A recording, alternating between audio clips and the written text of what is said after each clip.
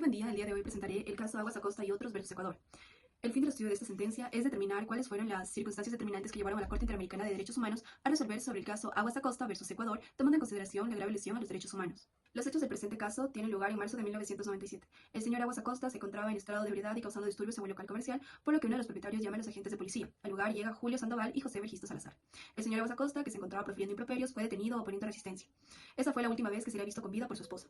En el cuartel de policías, el señor Aguas Acosta se encontraba inconsciente, por lo que fue llevado al hospital. Ahí se confirmaría su deceso, determinando que la muerte tendría lugar durante el tiempo de movilización en el que sufre múltiples lesiones que provocan su muerte, pero también que su cabeza esté separada de su cuerpo. Es indignante, ya que a fecha 3 de marzo el informe policial determina que la fuerza empleada por los agentes de policía fue la necesaria para sujetarlo y conducirlo. Más de 20 años después, este caso tiene una sentencia por la Corte Interamericana de Derechos Humanos en la que se encuentra en debate la vulneración de derechos a la vida, integridad personal, garantías y protección judicial, mismos que fueron reconocidos por el Estado ecuatoriano. Sin embargo, el Estado no asumió su responsabilidad en cuanto al cumplimiento del artículo 2 de la Convención Americana y de la vulneración de los derechos 1, 6 y 8 de la Convención Interamericana para prevenir y sancionar la tortura. Estos serán hechos relevantes o aspectos relevantes a tomar en cuenta en la presente exposición. Respecto a la vulneración del derecho a la vida e integridad personal, es importante tomar en cuenta que Ecuador es Estado parte de la Convención Americana de Derechos Humanos de 1977. Esto, ya que el artículo 4 manifiesta que nadie será privado de la vida de forma arbitraria, lo que es relevante ya que implica que el uso de la fuerza ejercido por los agentes de policía debe ser legítima y proporcional, lo que no se cumplió ya que fue esta desproporcionalidad la que causó la muerte del señor Aguas Acosta. Incluso las lesiones provocadas, que fueron físicas pero también psicológicas, implican una vulneración al derecho a la integridad personal. En cuanto al aspecto de la tortura, es importante tomar en cuenta que la Corte Interamericana de Derechos Humanos nos manifiesta que existen requisitos para que se cumpla, entre ellos la intencionalidad, el sufrimiento severo y una finalidad específica. Requisitos que se cumplieron ya que los agentes de policía en este caso, de forma intencional y con el fin de someter al señor Aguas Acosta, ejerce una fuerza desproporcional a la amenaza que ésta representaba, ya que él se encontraba en estado de ebriedad y desarmado, lo que se configuró en un sufrimiento severo. El Estado ecuatoriano no reconoció la vulneración al artículo 2 de la Convención Americana de Derechos Humanos, que combina a los estados a tomar medidas legislativas para hacer efectivos los derechos y libertades que reconoce la misma convención. En este caso específico, el de la tortura, que se encuentra en el artículo 5, numeral 2, que nos manifiesta que nadie será sometido a torturas. El Estado ecuatoriano se justificó diciendo que a la fecha contaban con normativa para proteger la vida e integridad personal, y en cuanto a los tratos de tortura en el uso de la fuerza, se encontraban vigentes los principios básicos de Naciones Unidas sobre el empleo de la fuerza y de armas de fuego por los funcionarios encargados de hacer cumplir la ley de 1990. Sin embargo, aquí se debe manifestar que Ecuador es un Estado que estaba obligado a tomar las medidas necesarias para regular el uso de la fuerza legítima. Ante la vulneración a los derechos a las garantías judiciales y a la protección judicial, es importante tomar en cuenta que este caso se desarrolló en virtud del Código Penal Ordinario como del Código Penal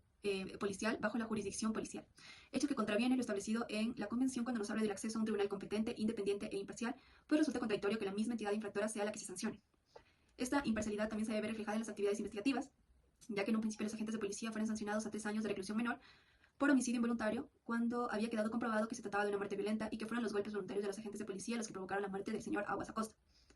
En 2001, tras la apelación, fueron sentenciados a 8 años de prisión por el delito de muerte por tormentos corporales, un tipo penal que estaba desprovisto del carácter doloso que implica la tortura.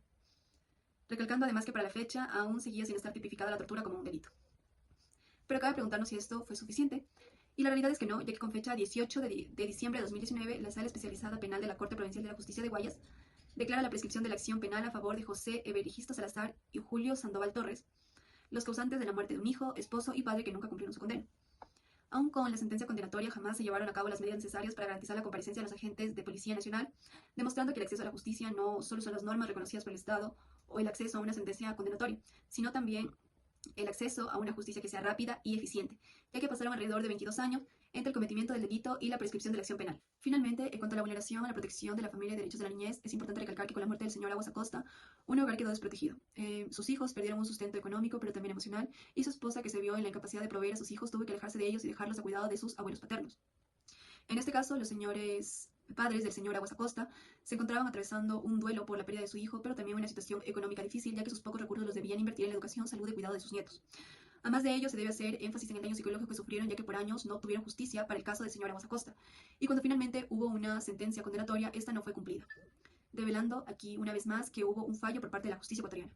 A manera de conclusión, podemos decir que la importancia que reviste a esta sentencia es el precedente judicial que sienta respecto a los estados como garantes de los derechos humanos, combinados a tomar todas las medidas necesarias para su cumplimiento y protección. En el caso del Ecuador, actualmente contamos con normas que regulen el uso progresivo de la fuerza. Sin embargo, tal como lo menciona la sentencia, es importante que exista una capacitación constante a fin de evitar la vulneración a los derechos humanos, siempre recordando que el uso progresivo de la fuerza está cimentado en el derecho a la inviolabilidad de la vida.